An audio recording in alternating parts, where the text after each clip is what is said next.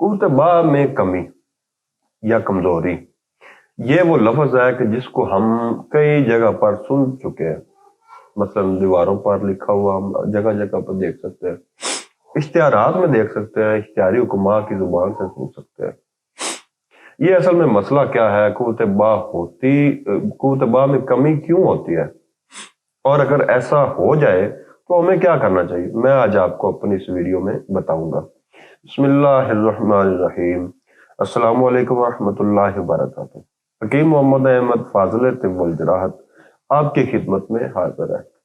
میں آج آپ کو قوت با میں کمی کے متعلق بتاؤں گا۔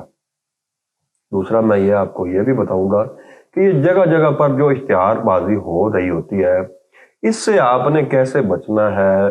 جو جگہ جگہ وال چاکنگ ہوئی ہوتی ہے کہ یہ قوت با یہ استعمال کر لیں، سانڈے کا تیل استعمال کر لیں، ان چیزوں میں حقیقت کیا ہے، میں آج آپ ان چیزوں کی حقیقت بھی بتاؤں گا۔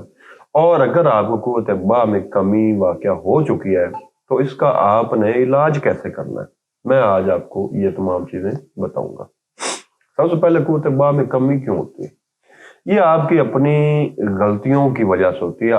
اگر 100% اگر آپ پر ہی ڈالی جائے تو آپ کی اپنی ہی غلطی ہوتی ہے۔ اگر وہ خوراک کی کمی کی وجہ سے بھی ہے تو وہ بھی آپ کی ذمہ داری ہے کہ آپ نے اپنی خوراک کو صحیح طور پر مینٹین نہیں کیا۔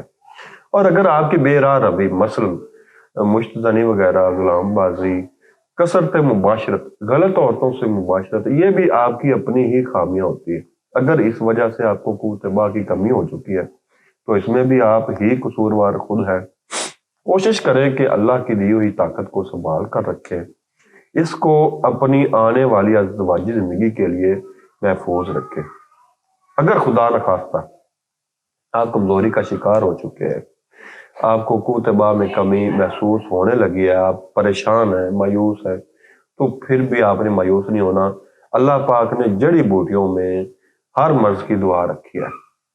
انشاءاللہ اگر آپ قوت با میں کمی کا شکار ہو چکے ہیں، میری یہ ویڈیو غور سے سن لیں، میں آپ کو اس کا علاج بالغذا، پرہیز اور نسخہ بتاؤں گا۔ اس سے آپ کی انشاءاللہ قوت با کی جو کمزوری ہے وہ انشاءاللہ دور ہو جائے گی۔ سب سے پہلے اگر آپ کو ایسا مسئلہ درپیش ہے، آپ کو کمزوری ہو چکی ہے، تو آپ نے جو اپنی غذا ہے اس کو مینٹین کرنا ہے۔ اپنی غذا میں جو مقوی غذائیں ہیں، مقوی فروٹ وغیرہ، وہ آپ نے استعمال کرنا ہے، کیونکہ غذا تو ہم نے کھانی ہی کھانی ہے۔ ہم نے 3 وقت کھانا کھانا ہے، ناشتہ کرنا ہے، دوپہر کا کھانا، رات کا کھانا۔ اس میں آپ کھجور کا استعمال کر لیں، دودھ کا استعمال زیادہ کر لیں، انڈے کا استعمال کر لیں، اور یہ ہے علاج بالغذا۔ اس کے ساتھ ہی آپ جو بادی چیزیں ہیں، سکیل چیزیں ہیں، یعنی کہ جو بوجھ وجود کے اوپر بوجھ ڈالنے والی چیزیں، ان سے پرہیز کر لیں، بازاری چیزوں سے پرہیز کر لیں، مثلا کہ جو تلی ہوئی چیزیں ہوتی ہیں ان سے آپ نے پرہیز کر لینا۔ اس کے بعد میں آپ کو نسخہ بتاتا ہوں۔ نسخہ آپ کے لیے انتہائی قیمتی ہے، بہت ہی اچھا نسخہ ہے۔ اگر آپ اس کو اچھے طریقے سے بنا لیں گے، صحیح چیزیں لے کر بنا لیں گے، تو انشاءاللہ آپ کی قوت با کی جو کمی ہے وہ انشاءاللہ دور ہو جائے گی۔ اور لوگوں کی بھلائی کے لیے، جو لوگ کہیں سے علاج نہیں کروا سکتے، ان کی بھلائی کے لیے میری یہ ویڈیو شیئر ضرور کیجیے گا تاکہ زیادہ سے زیادہ لوگ مستفید ہو سکے۔ نسخہ نوٹ فرما لیں۔ سب سے پہلے آپ نے لینی ہے سالم مصری۔ سالم مصری آپ نے لینی ہے 100 گرام۔ سالم پنجہ آپ نے لینا ہے 100 گرام۔ موسلی سفید آپ نے لینی ہے 50 گرام۔ موسلی سیاہ آپ نے لینی ہے 50 گرام۔ سنگاڑے آپ نے لینے ہیں 100 گرام۔ مغز پنبہ دانہ 100 گرام۔ چلکا اسبگول 100 گرام۔ مصری آپ نے لینی ہے 200 گرام۔ اس کے اندر آپ نے زعفران ڈالنا ہے 10 گرام۔ جو بدستر ڈالنا ہے 20 گرام۔ جو ہے عنبر وہ آپ نے ڈالنا ہے 3 گرام۔ اس تمام نسخہ کو آپ نے باریک پیس لینا ہے، مکمل باریک گرینڈ کر لینا ہے۔ تو اس کو آپ نے باریک گرینڈ کر کے کسی اچھے سے برتن میں رکھ لینا ہے۔ اس کو آپ نے تقریباً 1 ماہ سے 40 دن تک آپ نے استعمال کرنا ہے، صبح اور شام دودھ کے ساتھ۔